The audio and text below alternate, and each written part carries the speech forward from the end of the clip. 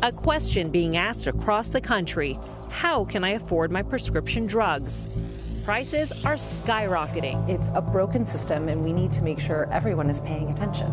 With some specialty medications costing tens or even hundreds of thousands of dollars per year, and prescription drug prices in the U.S. averaging nearly 3 times more than in other countries, driving people and employers to find a solution. It's such a desperate thing to think that you might not have your medication at all.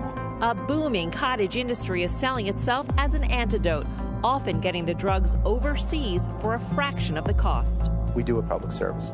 We help people get access to medications. But there's a major catch.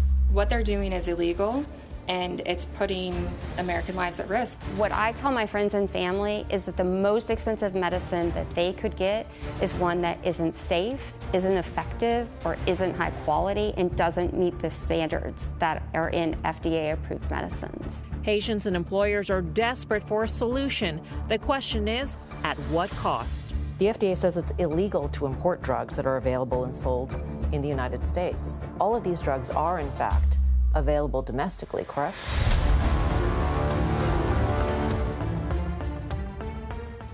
This is just a preview of our full-length documentary. To catch the entire story, go to cnbc.com/riskyRx. And you might have heard of a lot of people going overseas to get medicines, medical tourism, et cetera. This is very different because this is happening through employer health plans.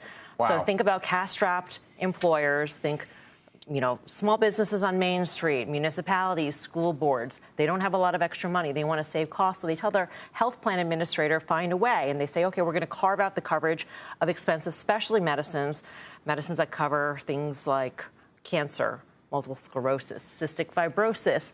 And we are going to let what's known as an AFP, an alternative funding program, handle that coverage. What these programs do is they source the medication from overseas. They get paid through a flat fee or percentage of the savings. The patients get the drug at little or no cost. The AFPs make money.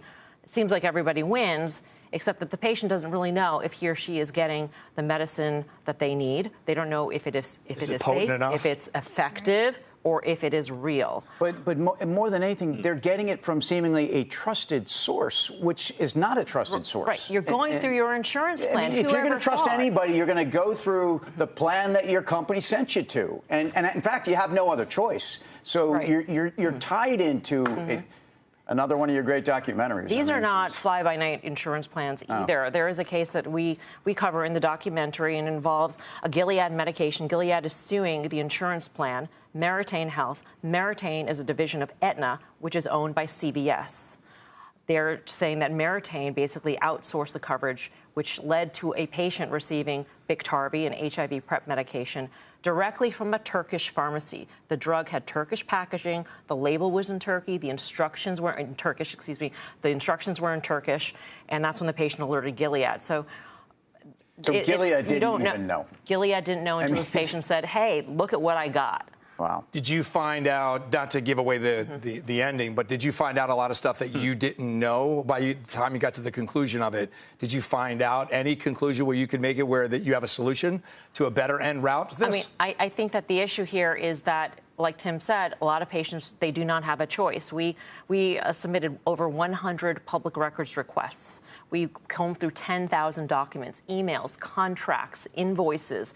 And what we found is that for a lot of patients, they may say, we want to opt out, but the employer will say, well, then you pay for it out of pocket. And that is prohibitive when you're talking about these specialty medications. So it's a really tough spot. This is all born out of a broken healthcare system, which we all know is a problem.